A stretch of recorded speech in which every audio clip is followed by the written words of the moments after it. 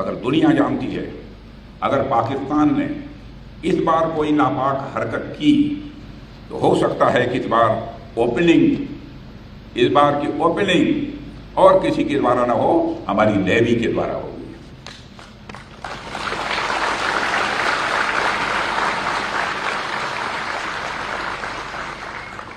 साथियों, पाकिस्तान को यह समझ लेने की जरूरत है आतंकवाद के जिस खतरनाक खेल को वह आजादी के समय से ही खेलता आ रहा है उसकी मियाद अब खत्म हो चुकी है।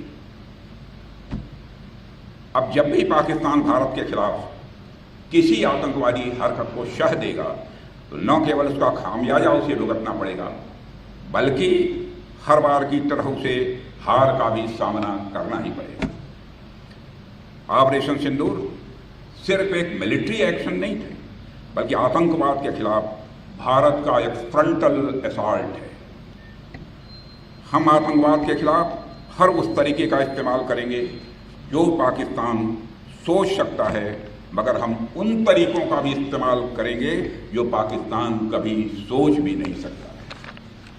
पाकिस्तान की धरती से भारत विरोधी गतिविधियां खुलेआम चलाई जा रही हैं। भारत आतंकवादियों के खिलाफ सरहद और समंदर के इस पार और उस पार दोनों तरफ हर तरह का ऑपरेशन चलाने के लिए पूरी तरह से स्वतंत्र है। आतंकवाद के खिलाफ अपने नागरिकों की सुरक्षा करने के अधिकार को आज पूरी दुनिया अच्छी तरह से एक्नॉलेज कर रही है। इस काम को करने से आज भारत को दुनिया की कोई ताकत रोक नहीं सकती। पाकिस्तान के हक में यही बात होगी कि वह अपनी जमीन पर चल रही आतंकवाद की नर्सरी को अपने हाथों से उखाड़ फेंके। इसकी शुरुआत उसे हाफिज सईद और मसूद अजहर जैसे आतंकवादियों को भारत के हाथों में सौंपने से करनी चाहिए। यह दोनों न केवल भारत में मोस्ट वांटेड टेररिस्ट की सूची में हैं बल्कि ये यूनाइटेड नेशंस की डेजिग्नेटेड टेररिस्ट की लिस्ट में भी शामिल हैं। हाफिज सईद मुंबई हमलों का गुनाहगार है, कौन नहीं सच्चाई को जानता है। समुंदर के रास्ते मुंबई में मौत बरसाने का जो गुनाह उसके संगठन ने किया है, बहन भाइयों, उसको आज भी हम भूले नहीं हैं। मेरे देश के बहादुर जवानों, उसका इंसाफ होना चाहिए और मैं मानता हूं कि कभी न कभी उसका इंसाफ होकर रहेगा। यह काम पाकिस्तान में नहीं हो सकता है। मुंबई हमलों के एक आरोपी तहौर राणा को पिछले दिनों भारत लाया गया है। पाकिस्तान की ओर से बार बार बातचीत की पेशकश की जा रही है। कल ही पाकिस्तान के प्रधानमंत्री ने फिर यह बात दोहराई है, मगर भारत ने साफ कह रखा है कि बात होगी तो आतंकवाद पर होगी, बात होगी तो पाक ऑक्युपाइड कश्मीर पर होगी। अगर पाकिस्तान बातचीत को लेकर गंभीर है तो उसे हाफिज सईद और मसूद अजहर जैसे आतंकवादियों को भारत को सुपुर्द करना चाहिए ताकि उनके साथ भी इंसाफ किया जा सके। उनके साथ का इंसाफ कैसा होना चाहिए यह मुझे बतलाने की जरूरत नहीं है। साथियों, पाकिस्तान इस बात को गांठ बांध कर रखे कि हमारी नेवी अगर एक ओर समुंदर की तरह शांत है तो दूसरी ओर वह समुंदर की तरह सुनामी लाने की भी क्षमता रखती है। यह है हमारी भारत की नेवी। अभी कल ही मैं नेवी के 2 जाबाज वीरांगनाओं से मिला हूं, लेफ्टिनेंट कमांडर दिलना के और लेफ्टिनेंट कमांडर रूपा के। 8 महीने तक समुद्र में नाविका सागर परिक्रमा करके हमारी वह दोनों बेटियां भारत अपने वतन को वापस लौटी हैं। और जब मैं उनसे मिला था तो उनके चेहरे पर एक सेंस ऑफ कॉन्फिडेंस, एक आत्मविश्वास का भाव स्पष्ट रूप से दिखाई दे रहा था। और उस समय 8 महीने के बाद भी चेहरे पर न कोई शिकन थी, न चेहरे पर कोई थकान थी। वो भले ही 8 महीने तक समुद्र में रही, लेकिन उनके अंदर उत्साह और जोश की कोई कमी मुझे नहीं दिखाई दी। यही आपकी ताकत, यही इंडियन नेवी की ताकत है और आपकी इसी ताकत को पूरे देश को पक्का भरोसा है।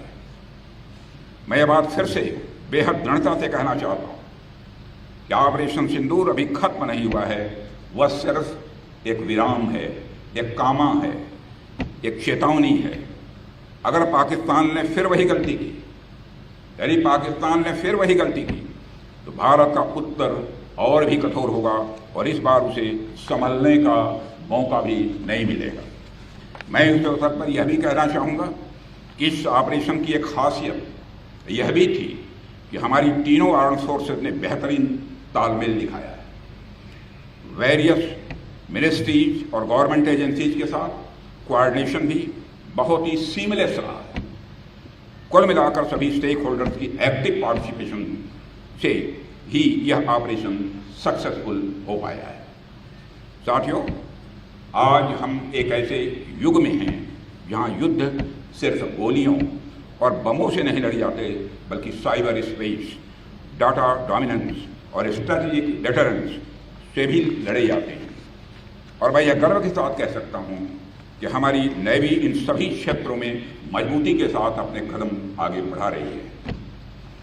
साथियों, इंडियन नेवी आज सिर्फ हिंद महासागर की प्रहरी नहीं है, बल्कि एक रणनीतिक ताकत बन चुकी है, स्ट्रेटेजिक पावर बन चुकी है, जो इंडियन ओशन रीजन में भारत की उपस्थिति को सशक्त बनाती है और सत्य को यह चेतावनी देती है। भारत अब केवल रीजनल पावर नहीं है, भारत अब केवल क्षेत्रीय शक्ति नहीं है, बल्कि वैश्विक शक्ति बनने की दिशा में तेजी के साथ भारत अग्रसर हो रहा है हमारे प्रधानमंत्री मोदी जी के नेतृत्व में। साथियों, INS विक्रांत की मौजूदगी, उसकी मारक क्षमता और आप जैसे रणबार बाकुरों की अडिग निष्ठा, यह सब मिलकर भारत को एक ऐसे मुकाम पर ले जा रहे हैं जहां से कोई भी चुनौती हमारे सामने छोटी नजर आ रही है। साथियों, आपका जीवन अनुशासन, समर्पण और इस दोनों के साथ साथ बलिदान की भी मिसाल है। जब देश चैन की नींद सोता है, तब आप समुद्र के सीने पर तैनात रहते हैं। आप न दिन देखते हैं, न रात देखते हैं, न मौसम देखते हैं, न आप परिस्थिति देखते हैं। भारत को आप सबके ऊपर गर्व है और आप, मुझे पूरा भरोसा है, चाहे हालात कैसे भी हों, आप हर समय उस चुनौती के लिए तैयार रहेंगे। ठीक उसी तरह मैं आपको आश्वस्त करता हूं, प्रधानमंत्री जी के कुशल मार्गदर्शन में हमारी सरकार भी आप सभी को मजबूत बनाने और आपके वेलफेयर के लिए हमेशा तैयार थी, तैयार है और तैयार रहेगी। मेरी हार्दिक शुभकामनाएं आप सभी के साथ हैं और आपके सभी परिवार सदस्यों के साथ हैं। इन्हीं शब्दों के साथ मैं अपना निवेदन समाप्त करता हूं। बोलिए भारत माता की जय! भारत माता की जय! भारत माता की जय! Indian navy